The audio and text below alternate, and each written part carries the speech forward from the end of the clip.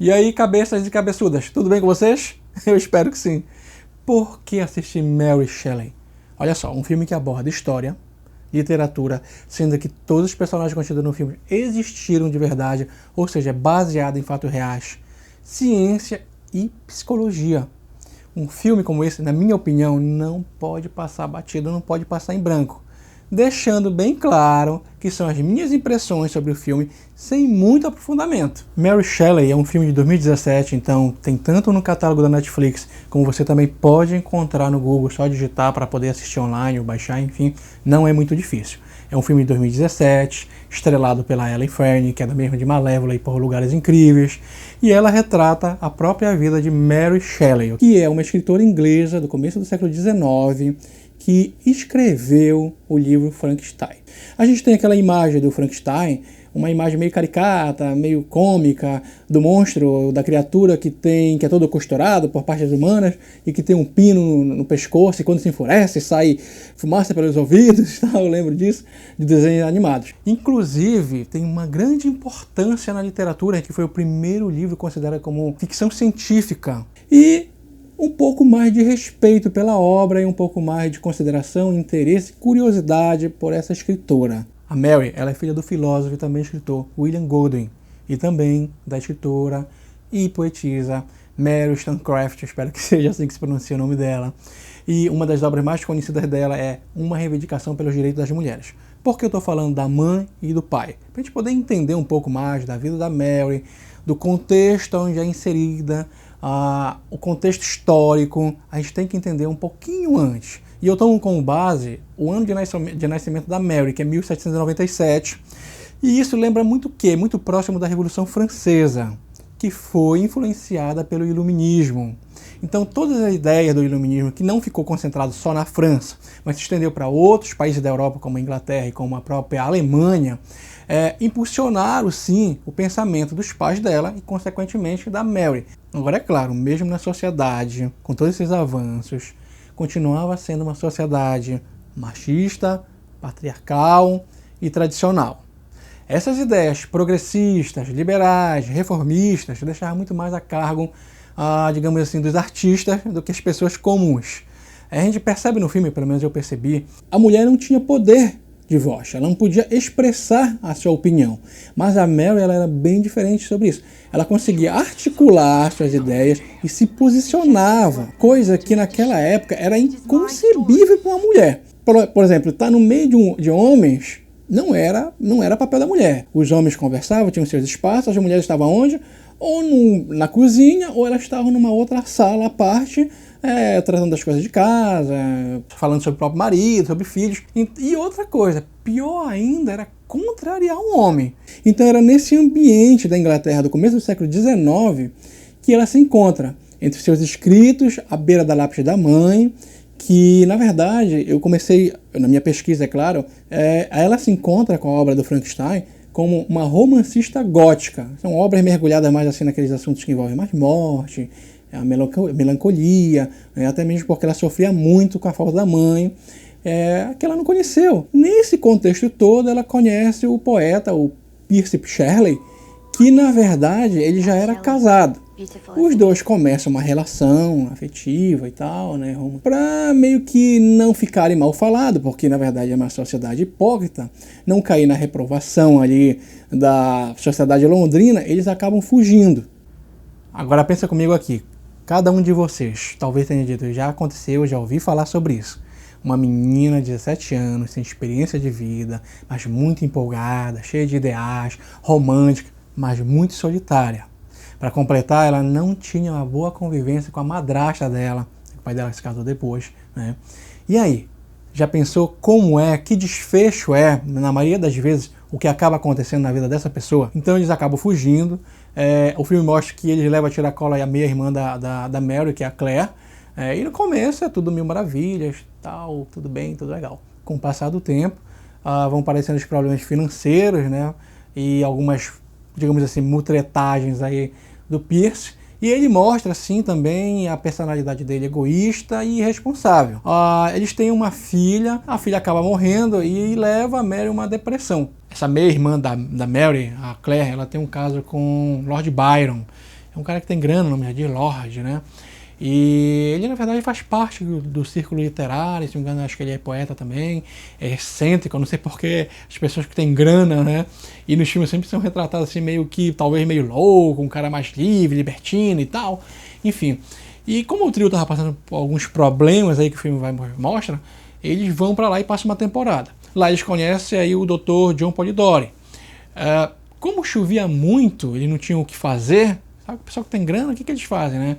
Eles vão passear a cavalo, eles vão nadar, eles vão passear, eles vão caminhar. Mas chuva o dia inteiro, ficava enfurnado, enclausurado na casa. E aí o Byron ele tem a ideia de que eles possam escrever histórias de terror, histórias de fantasmas, todos com exceção da Claire. E isso é evidenciado no filme, retrata mais uma vez a sociedade a qual eles viviam, a qual a gente ainda vive, né, nos tempos de hoje. A Mary sai vencedora, dizem até que ela teve um sonho meio revelador e tal. Ela começa daí, as primeiras linhas, a traçar a história do Frankenstein. O John Polidori também sai com a história dele, muito bem feita, que é o vampiro. E anos mais tarde, o Bram Stoker, né, escreveu Drácula, ele bebe dessa fonte, desse livro chamado Vampiro, do Polidori. Para quem não conhece, tem um filme de 1992 dirigido pelo Coppola, que é Drácula, de Bram Stoker. E tem um detalhe muito interessante aí. O livro Vampiro, ele é, na verdade, uma metáfora, uma crítica que o Polidori faz a pessoas como Byron. E aí tem uma treta entre eles dois, um problemão aí, que não tem nem a ver por causa dessa crítica. Vocês vão ver no filme. E lá no finalzinho, quando tá subindo as letrinhas lá, mostra o que aconteceu com o Polidori na vida real. Bem, eu já falei de história, já falei da literatura e agora eu falo da ciência. Por quê? Porque a Mary ela se mostra muito, muito intrigada, apaixonada, interessada pela ciência. Lógico que a ciência já tem dado seus passos há muito tempo atrás, mas a partir daí, dentro da medicina, que a medicina também vem desde a antiguidade, tem avanços tecnológicos. Mas se a gente for ler, e eu espero um dia começar a ler o Frankenstein, me interessou, na verdade já é uma crítica, ela retrata um certo terror, um certo medo que toda essa tecnologia podia trazer. Para quem tem interesse, esse livro, o Frankenstein, foi escrito em 1818. E o que fala?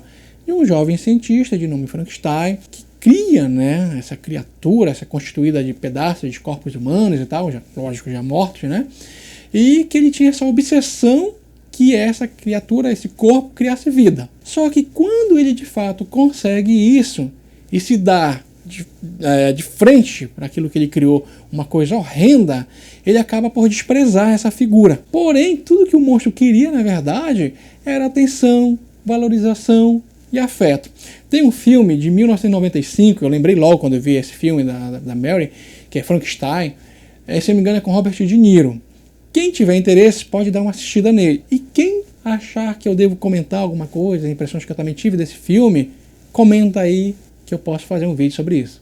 E a gente vai falar agora de psicologia, o comportamento. Um filme que revela uma vida de sofrimento, de tragédia, como a da Mary, a gente pode procurar depois aí a biografia dela, em uma sociedade conservadora, hipócrita. E por que eu digo hipócrita?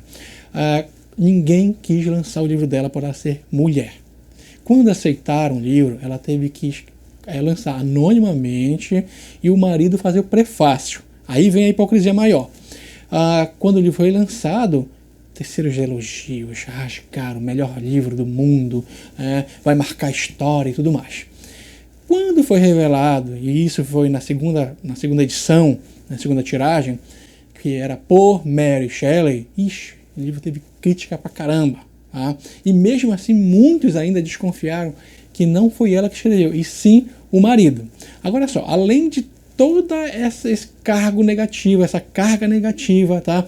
Principalmente em relação com o marido, foi que impulsionou a ela escrever essa história. Eu tive pesquisando um pouco aí da vida da Mary realmente, né? E ela conviveu até a morte com esse cara. Ele morreu bem antes dela, né? Você pode também ver isso, não tá no filme. Olha só o que essa mulher fez. Ele morreu afogado, né, num passeio de barco, alguma coisa assim e tal, e ela pediu só uma coisa, que retirasse o coração dele. Ela enrolou o coração dele em papéis cheios de poemas, eu não falo certo de quem eram os poemas, e esse coração ficava enrolado nesse papel em cima da mesa dela, no escritório dela. E isso só foi descoberto após a morte dela pelo único filho dele, na verdade, o único filho que sobreviveu. Então eu digo assim que cabe à psicologia explicar o que nós hoje chamamos de um relacionamento que está evidente no filme, que é um relacionamento abusivo, um relacionamento tóxico. Né? Mas que é mais surpreendente, que intriga, é que ela, mesmo com tudo isso, e realmente o filme fala e ela admite, tem uma discussão, sempre tem um diálogo que me marca, né? E tem quase no final um diálogo entre eles dois, que ela admite isso. E me surpreende que ela ainda consegue viver e amar ele para sempre, tanto que ela resolveu nunca se casar. Olha, eu também gostei do figurino, eu gostei da trilha sonora, eu gostei também de algumas cenas estéticas, de algumas cenas que as pessoas chamam, eu acho que devem chamar de fotografia, né? Eu não conheço, não tenho termo técnico, não conheço sobre isso, mas eu gostei. E por fim, eu venho te convidar para que se inscreva no canal. Se tu gostou desse tipo de dica, né, ou análise, que seja, que onde eu possa abordar, enxergar isso no filme, seja de época, ou seja de agora, essas ciências, história, psicologia, literatura, entre outras, o comportamento humano, dentro do meu conhecimento, é claro, eu vou abordar, eu vou descrever. Se tu não assistiu o filme, assiste. E se tu já assistiu, que tu possa tecer teus comentários e a gente possa dialogar sobre isso. No que a gente concorda, discorda e que a gente possa enriquecer. Além do mais, eu estou com a minha meta de chegar no final deste ano com 2.000 inscritos. Então, conto contigo a tua inscrição e marca o sino aí. Obrigadão.